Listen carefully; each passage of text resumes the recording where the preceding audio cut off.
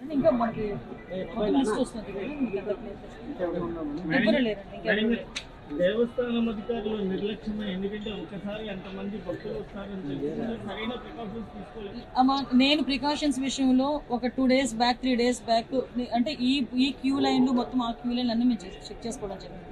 ఇది unfortunate thing. అక్కడ గోడ ఉంది. ఆ గోడ పిల్లర్తో కట్టాడా, సిమెంట్తో కట్టాడా, బ్రిక్తో కట్టాడా అన్నది ఎవరు కూడా మేము చూసుకోవడానికి మాకు. కానీ విషయం ఏంటవుతుందంటే అక్కడ విపరీతంగా వర్షం పడింది. మీకు తెలుసు, మీరు ఆ టైంలో ఉన్నారు. నేను కూడా వర్షంలో తడుచుకుని దర్శనం చేసుకుని వచ్చాను. నేనే కాదు, పట్టు వస్త్రాలు సమర్పించడానికి వచ్చిన రెవెన్యూ మినిస్టర్ గారు కూడా వర్షంలో తడుచుకుని వెళ్ళారు. భారీ వర్షంలో తడుచుకుని వెళ్ళాము. ఈ వర్షం నేను దర్శనం చేసుకుని బయటకు వచ్చాను. ఇలా ఇన్ఫర్మేషన్ వచ్చింది గోడ కూలిందని. 1 or 2 ఇంజురీస్ అన్నారు. అయినప్పటికీ కూడా నేను వచ్చి చూస్తానని చెప్పి నేను పుట్అవుట్ని వచ్చాను. అప్పటి నుంచి ఇప్పటి వరకు మేము ఇక్కడే ఉండడం జరిగింది. అంటే ఎక్కడ కూడా రెస్క్యూ ఆపరేషన్స్లో కానీ నిర్లక్ష్యం వహించడం కానీ ఎక్కడ కూడా మేము చేయలేదు. ఇమీడియట్గా క్షతగాతులు ఎవరైతే ఉన్నారో వాళ్ళందరినీ కూడా హాస్పిటల్కి తీసుకెళ్ళి మేము పంపించడం జరిగింది. మిగతా రెస్క్యూ ఆపరేషన్స్ కూడా జరుగుతున్నాయి. ప్లీజ్ మిగతా అన్ని కార్యక్రమాలు చేసుకోవాలి. ఏ టైంలో కన్స్ట్రక్ట్ జరిగింది, ఏ స్కీమ్లో కన్స్ట్రక్ట్ జరిగింది, ఎవరు కాంట్రాక్టరు, ఎవరు ఇంజనీరు, ఎవరు క్వాలిటీ కంట్రోల్ ఎవరు చేశారు, ఎవ్రీథింగ్ మేము ఇందులో ఎంక్వైరీ చేసుకుంటాం. ఎందుకంటే ఇక్కడ ప్రాణాలు కోల్పోయారు. ఈజీగా వదిలేయాల్సిన అవసరం ఏం లేదు. ఇందులో గవర్నమెంట్ కూడా చాలా సీరియస్గా ఉంది. అన్ని కోణాల్లో నుంచి కూడా మేము విచారణ జరుపుతాం. ఎవరైతే బాధ్యులు ఉన్నారో బాధ్యులు కఠినంగా శిక్షించే ప్రక్రియ గవర్నమెంట్. ఇంకా మనకి లిస్ట్ వస్తుంది. దేవస్థానం అధికారులు నిర్లక్ష్యమే. ఎందుకంటే ఒకసారి అంతమంది భక్తులు వస్తారని సరైన ప్రికాషన్స్ తీసుకోలేదు. నేను ప్రికాషన్స్ విషయంలో ఒక 2 days బ్యాక్ 3 days బ్యాక్ అంటే ఈ క్యూ లైన్లు మొత్తం ఆ క్యూ లైన్లు అన్నీ మేము చెక్ చేసుకోవడం జరిగింది. ఇది అన్ఫార్చునేట్ థింగ్. అక్కడ గోడ ఉంది. ఆ గోడ పిల్లర్తో కట్టాడా, సిమెంట్తో కట్టాడా, బ్రిక్తో కట్టాడా అన్నది ఎవరు కూడా మేము చూసుకోవడానికి మాకు.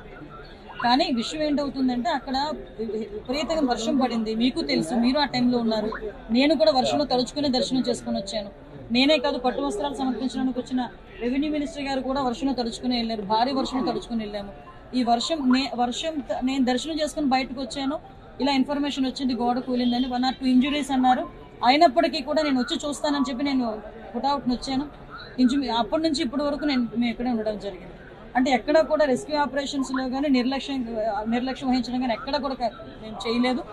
ఇమీడియట్గా క్షతగాతులు ఎవరైతే ఉన్నారో వాళ్ళందరినీ కూడా హాస్పిటల్కి తీసుకెళ్ళి మేము పంపించడం జరిగింది. మిగతా రెస్క్యూ ఆపరేషన్స్ కూడా జరుగుతున్నాయి. ప్లీజ్ మిగతా అన్ని కార్యక్రమాలు చేసుకోవాలి. ఏ టైంలో కన్స్ట్రక్ట్ జరిగింది, ఏ స్కీమ్లో కన్స్ట్రక్ట్ జరిగింది, ఎవరు కాంట్రాక్టరు, ఎవరు ఇంజనీరు, ఎవరు క్వాలిటీ కంట్రోల్ ఎవరు చేశారు, ఎవ్రీథింగ్ మేము ఇందులో ఎంక్వైరీ చేసుకుంటాం. ఎందుకంటే ఇక్కడ ప్రాణాలు కోల్పోయారు. ఈజీగా వదిలేయాల్సిన అవసరం ఏం లేదు. ఇందులో గవర్నమెంట్ కూడా చాలా సీరియస్గా ఉంది. అన్ని కోణాల్లో నుంచి కూడా మేము విచారణ జరుపుతాం. ఎవరైతే బాధ్యులు ఉన్నారో బాధ్యులు కఠినంగా శిక్షించే ప్రక్రియ గవర్నమెంట్. ఈ రోజు అప్పన్న స్వామి నిజ రూపంలో దర్శించుకోవచ్చు అప్పన్న స్వామిని అని లక్షల మంది భక్తులు ఈ రోజు వస్తారు అని తెలిసినా కూడా దారుణమైన అరేంజ్మెంట్స్. చాలా మంది చెప్తా ఉన్నారు కనీసం టెంపరీ టాయిలెట్లు కూడా లేవు, క్యూలలో నిలబడిన వాళ్ళకి నీళ్లు లేవని కూడా చెప్తా ఉన్నారు. ఘటన జరిగిన స్థలాన్ని ఒకసారి చూస్తే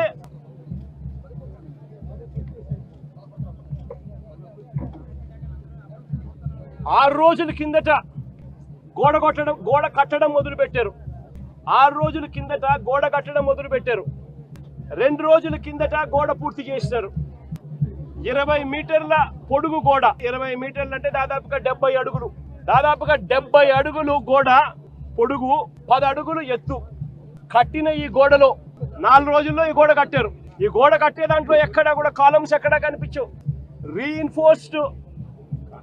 రీఇన్ఫోర్స్డ్ కాంక్రీట్ గోడ కట్టాల్సిన చోట కనీసం ఎటువంటి టెండర్లు కూడా పిలవకుండా మంత్రులు పర్యవేక్షిస్తున్నారు అని అంటారు. 5 మంది కమిటీ సభ్యులు అంటారు, వస్తారు, పర్యవేక్షించినారు, చూసినారు, గోడ కట్టడానికి పర్మిషన్ ఇచ్చినారు. 6 రోజుల్లో గోడ కట్టారు. టెండర్లు కూడా పిలవకోకుండా కట్టేసేయండి అని చెప్పి కట్టేశారు. నేను అడుగుతా ఉన్నా, ఈరోజు అధికారంలోకి వచ్చి చంద్రబాబు నాయుడు గారు దాదాపుగా సంవత్సరం అయింది చంద్రబాబు నాయుడు గారు అధికారంలోకి వచ్చి. నేను అడుగుతా ఉన్నా చంద్రబాబు నాయుడు గారిని, చందనోత్సవం ఎప్పుడు జరుగుతుందో మీకు తెలియదా అని అడుగుతా ఉన్నా. మరి చందనోత్సవం పలానా రోజు జరుగుతుంది అని చెప్పి తెలిసినప్పుడు ఈ గోడ కట్టించే కార్యక్రమం ముందే ఎందుకు మొదలు పెట్టలేదు అని అడుగుతా ఉన్నా. ఈ గోడ కట్టించే కార్యక్రమం ముందే ఎందుకు చేయలేదు అని అడుగుతా ఉన్నా. ఇదే పెద్ద మంచి చంద్రబాబు నాయుడు గారిని, ఇదే చంద్రబాబు నాయుడు గారిని అడుగుతా ఉన్నా. ఈ గోడ నిర్మాణం కేవలం 6 రోజుల కిందట మొదలై 2 రోజుల కిందట పూర్తి చేశారు. దీని అర్థం ప్రభుత్వం ఎటువంటి ముందస్తు ఏర్పాట్లు సీరియస్ గా తీసుకోలేదు అని చెప్పి నిదర్శనం కాదా అని అడుగుతా ఉన్నా. చివరికి ఈ వర్క్ కనీసం టెండర్లు కూడా పిలవకోకుండా ఇష్టం వచ్చిన వాళ్ళకు వర్క్ ఇచ్చేసి ఇష్టం వచ్చిన పద్ధతిలో కట్టించే కార్యక్రమం చేయడం ధర్మమేనా అని అడుగుతా ఉన్నా. 70 అడుగులు పొడవుతో కట్టే గోడకు 10 అడుగులు ఎత్తుతో నిర్మించే గోడకు కనీసం కాలములు కూడా పెట్టించే కార్యక్రమం కూడా లేకుండా ఇటుకలతో, సిమెంట్ బ్లాక్స్ తో, ఫ్లై యాష్ ఇటుకలతో గోడ కట్టడం అన్నది ఏ రకంగా కరెక్ట్ అని అడుగుతా ఉన్నా. కనీసం కట్టే ఈ గోడను రీఇన్ఫోర్స్డ్ కాంక్రీట్ తో అయినా కట్టాలి. రీఇన్ఫోర్స్డ్ కాంక్రీట్ తో కట్టి దానికి వీప్ హోల్స్ కూడా పెడితేనే కాస్తో కూస్తో ఏ గోడైనా నిలబడుతుంది అన్న జ్ఞానం కూడా లేకుండా ఎలా కట్టారు అని అడుగుతా ఉన్నా. 2 రోజుల కిందనే గోడ పూర్తయింది అని తెలుసు, వర్షం కూడా ముందు రోజు రాత్రి పడింది అని కూడా తెలుసు. మరి తెలిసినప్పుడు ఇన్ని లక్షల మంది క్యూలో గోడ పక్కనే ఎలా వాళ్ళు క్యూలో నిలబడేట్టుగా చేశారు అని అడుగుతా ఉన్నా. ఇదే పెద్ద మనిషి చంద్రబాబు నాయుడు గారిని. ఈ రోజు అప్పన్న స్వామి నిజ రూపంలో దర్శించుకోవచ్చు అప్పన్న స్వామిని అని లక్షల మంది భక్తులు ఈ రోజు వస్తారు అని తెలిసినా కూడా దారుణమైన అరేంజ్మెంట్స్. చాలా మంది చెప్తా ఉన్నారు కనీసం టెంపరీ టాయిలెట్లు కూడా లేవు, క్యూలలో నిలబడిన వాళ్ళకి నీళ్లు లేవని కూడా చెప్తా ఉన్నారు. ఘటన జరిగిన స్థలాన్ని ఒకసారి చూస్తే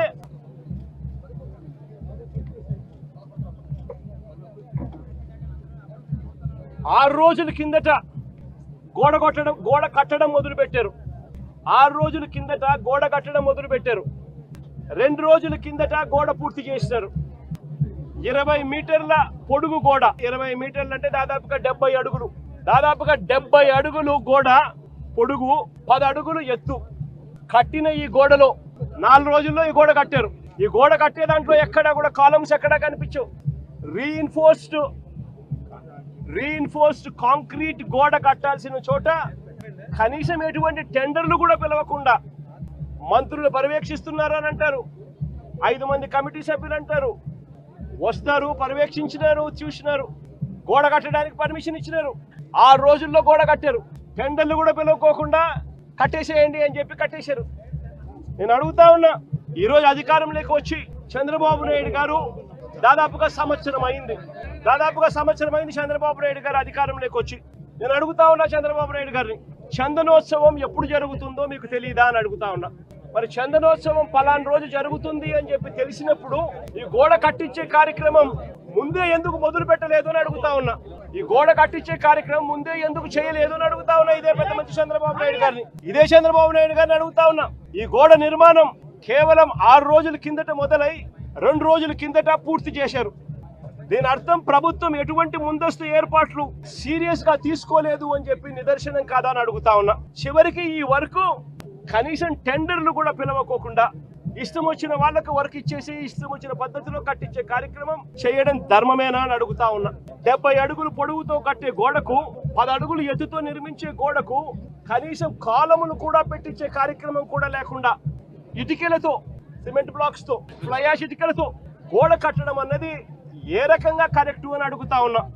కనీసం కట్టే ఈ గోడను రీఇన్ఫోర్స్డ్ కాంక్రీట్ తో అయినా కట్టాలి.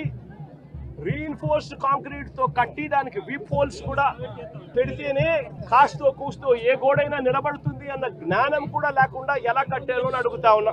2 రోజుల కిందనే గోడ పూర్తయింది అని తెలుసు, వర్షం కూడా ముందు రోజు రాత్రి పడింది అని కూడా తెలుసు.